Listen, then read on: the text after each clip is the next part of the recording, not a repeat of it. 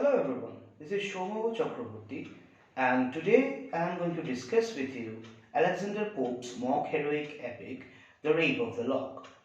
Before going on to the text, I am going to discuss the publication details, Pope's life and a few other details that are related to the text. So let's just get on to this and know about the publication details of this text. So, The Rape of the Lock was first published in the year 1712. But this edition did not contain all the 5 cantos as we have it today. The initial 1712 edition had only 2 cantos. Pope later expanded and added the supernatural machinery in the year 1714.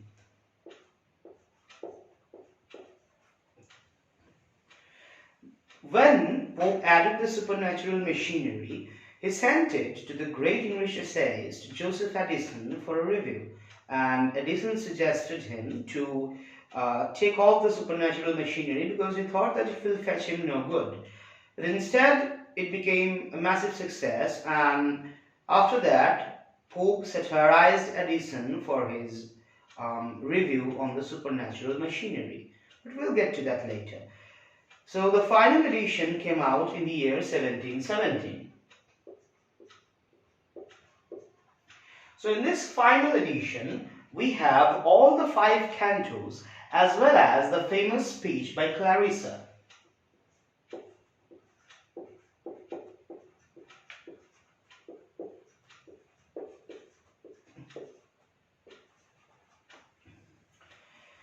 So that goes on regarding the publication details. Now we are going to discuss a few things about its genre. The Rape of the Lock is a mock heroic epic. Now here, the traditional method of the epic, the traditional elements of the epic tradition are used, but the subject is a very trivial one. Here the subject is the removal of a lock of hair from the head of a woman. Now, what was the event that actually inspired Pope to write this? It was a real life event.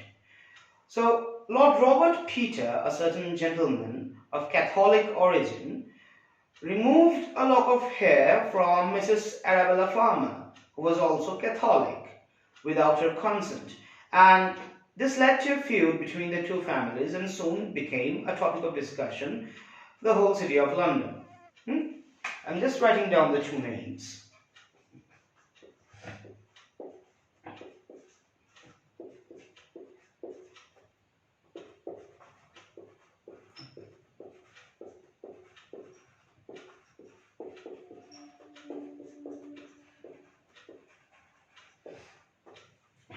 So, the heroine of the epic, of the mock heroic epic, the central character, Belinda,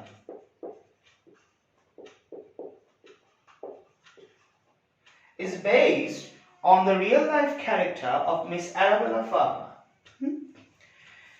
Now, Pope's friend, John Caryll, who was also the mutual friend of both the families of the Farmers and the Peters, now, he asked Pope to write something about this incident that would evoke laughter, so that the general population of England, as well as both the families, can actually visualize that the incident is not something to be so serious about.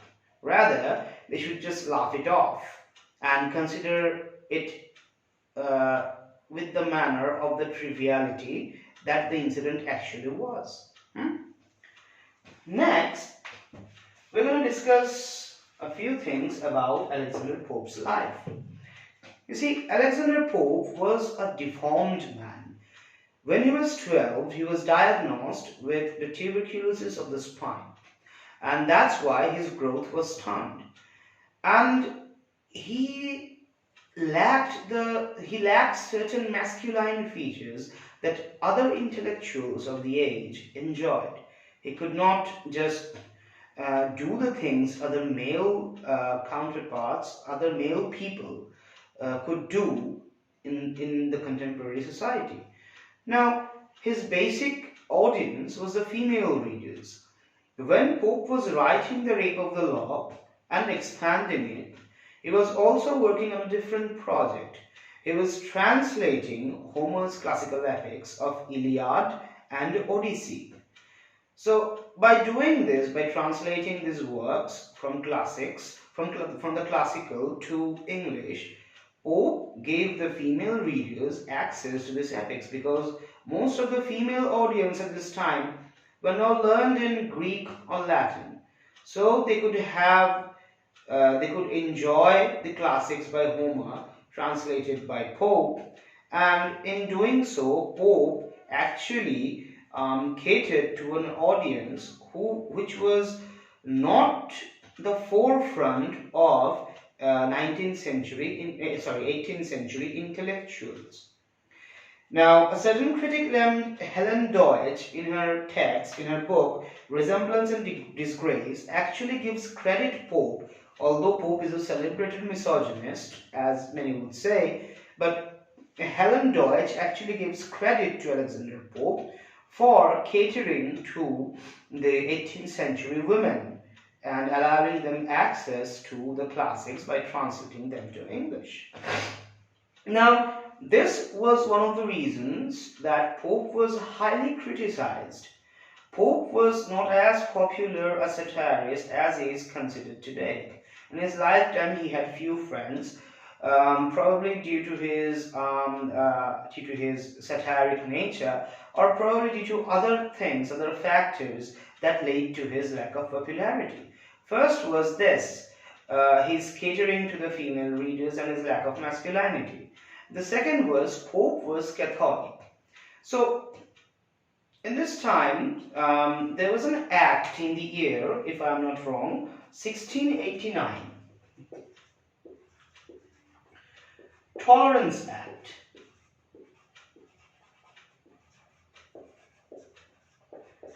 So the Tolerance Act actually allowed people who practiced religion other than Protestantism much more religious freedom, but other acts such as the Test Act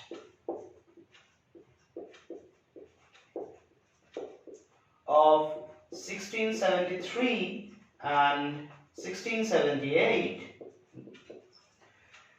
this act actually prohibited Catholics from holding official positions. So we find that Pope was not only culturally secluded, isolated, but also he, being a Catholic, was also prohibited from holding governing offices. The third thing that I would like to mention is the issue of commodity and materialism that has been implemented in the text. Now, the Rape of the Lock is a text about consumption of things. When we see Belinda's toilet scene, we see a lot of things being brought here. Now, it shows people's affinity towards commodity and the stark materialism that was a driving factor of the age. You see, in this time, the British people, the British colonialists, were rapidly expanding, and we find that in Belinda's toilet, several offerings from the world were gathered in one place. What does this suggest? It suggests that people actually enjoyed the luxury of commodity at this time. One thing that is interesting to note is that the Bible has also been included: puffs, powders, patches, Bibles, billets. There is a certain line when describing the Belinda's toilet scene. Now, Bible has also been included as a commodity. Now, why is this? You see, in this time, religion and religious artifacts were also a part of the fashionable life of the 18th century people. Now, Pope's identity was a British, and Pope's another identity was he was a Catholic. Now, in those times, to be a British was to be a Protestant. That was a part of British patriotism. So, Pope was in this regard an avant-garde, one might say, that he, apart from considering himself a British, he also considered himself a Roman Catholic. Now, the government did not recognize this separation of religion and patriotism too well. So, Pope was very much isolated, not only because of his lack of masculine features and catering to the female readers, but also because Pope was a Catholic.